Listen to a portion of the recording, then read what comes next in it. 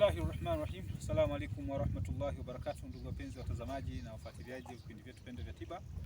Kama mnavyoona hapa tuko ziwani. Umeona, kwa wengine wanaweza kuita bwawa lakini wenyeji wanaita ziwa. Hapa tuko Singida, mkoa wa Singida. Bimaana hili ni ziwa la Singidani. Na pia maji yameongezeka. Umeona? Kwa sababu ya mvua ambazo zimenyesha mwaka jana na mwaka huu pia zikaongezeka. Kwa maji yamekuwa mengi. Na kitu ambacho kimepelekea ni tuwe faida mbili tatu za kuhusu ziwa hili au maji ya ziwa hili ni kwamba yamegawanyika sehemu mbili. Yaani kuna baadhi ya eneo unakuta maji ni ya chumvi na baadhi ya eneo unakuta maji ni matamu. Umeona? Sasa katika ile sehemu ambayo unakuta maji ni ya chumvi, kwa yale maji yanachukuliwa yanachemshwa, yakishachemshwa yanaanikwa juani, ndani kwenye jiwe. Yakishaanikwa kwenye jiwe ile itakauka kwa lea. Inakuwa inakauka, anaenda anachukua ile iliyokauka anaweka pembeni, inaendelea kukauka, anachukua ile iliyokauka anaweka pembeni. Alafu baadaye ndio anatwanga, inapatikana chumvi. Hiyo chumvi inaitwa nyalaja, ambao kwa sisi watabibu kwa sana tunaitumia kwa tiba. Ni mjarabu sana. Ukienda Singida mjini, masokoni, madukani, kuulizia chumvi ya nyalaja unaipata. Pia hata Tabora inapatikana. Namna ya kufanya matibabu kwa upande wa hiyo chumvi, unachokifanya unachukua gome la mti mkuu, alafu unachukua na lile tunda la mwegea. Nadhani linafahamika. Umeona? Wengine wanaita mlemela kwa upande wa mkoa wa Kigoma, lakini kwa maeneo mengi inatumika kama vile tunda la mwegea, au kwa Kiingereza wanaita sausage tree. Umeona? Ambao kwa Kiarabu wanaita aiki, ambao walikuwa na huo mti walikuwa na waabudu watu wa ashabul aikati. Umeona, habari zake ndefu, kwa hiyo tuishie tu hapo. Sasa ukishachukua lile tunda la yale matunda ya mwegea, ukachukua na kipande au gome la la mti mkuu, unavitia kwenye chungu. Ukishavitia kwenye chungu unafunika. Vitaungua, vitakuwa kama mkaa. Kwa hiyo utavitoa, utasaga, utapata unga. Ukishapata unga, alafu utachukua ile chumvi ya nyalaja ambayo umeisaga na yenyewe imekuwa unga. Utachanganyia, ambao ukionja hivi unaisikilizia katika utamka chumvi.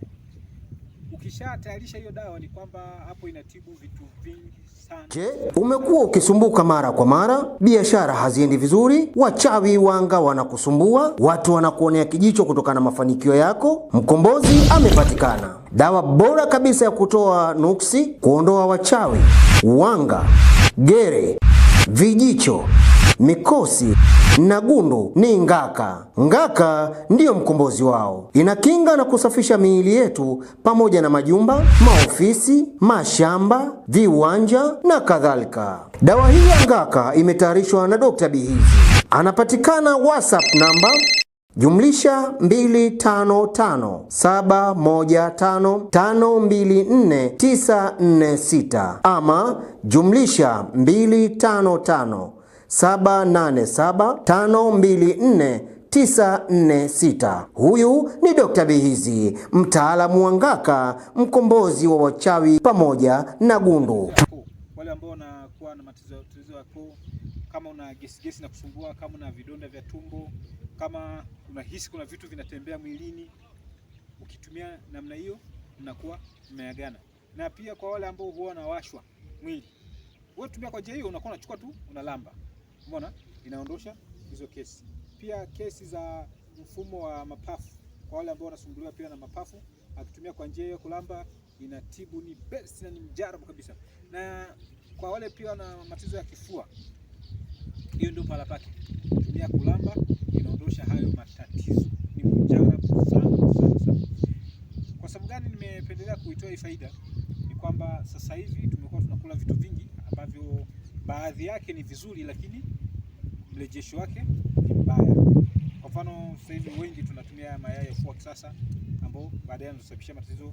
Tunatumia pia na kuku wa kisasa ambao baada yake tunapata matatizo. Yaani tumekuwa tunatumia vitu vingi sana. Na vingine ni vya kusindikwa, kwa mfano energy ambao mpaka ukiangalia mpaka kufika mwaka 2030 hivi tutakuwa tuna wagonjwa wengi sana, matatizo ya figo, matatizo ya ini, kwa sababu ya kutokupangilia kwenye upande wa chakula. Yaani chakula ambacho Mungu ametutaka tule ni kile chakula ambacho amesema tule kinachotokana katika ardhi, halafu tule kilicho halali, halafu tule kilicho kizuri. Kwa kanuni ya kuilinda afya ili usitatizike na magonjwa. Kwa kuwa uko kijana unapambana wewe na afya yako kuitafuta pesa, itafika umri au muda wewe na pesa yako utafanya kazi ya kuitafuta afya. Sasa kwa nini usirekebishe mapema kiasi kwamba hata ukifika umri afya yako inakuwa iko vizuri? Kanuni aliyotuwekea Mwenyezi Mungu ni kula vinavyotokamana na ardhi, halafu kula pia vilivyo halali, halafu kula vilivyo vizuri. Ukitumia formula hiyo kwa masuala ya magonjwa mengi yatapiagana. Kwa sasa kwa yule ambaye ameshatatizika sana magonjwa ndio yameshampata, nakushauri sana tumia dawa hiyo hapo.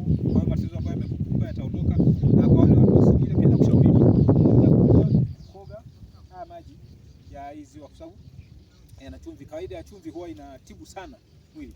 Kwa watu wa Dar es Salaam huwa baadhi yao huwa wanaenda kukoga baharini. Sasa ile kwenda kukoga baharini inatibu maradhi mengi sana. Wataendelea kuugua kutokana na vyakula wanavyokula, lakini kwa upande wa baharini huwa inasaidia sana wanapokuwa wanaenda kukoga. Kuna hii watu wa Singida na kushauri sana, kwa mnakuja kama unakoga, kwa wale ambao hawawezi kukoga unachukua maji anaenda kukogea nyumbani, utapata faida nyingi. Kwa kufikia hapa ni kwa geni, tunaona katika vipindi vijavyo. Assalamu alaikum.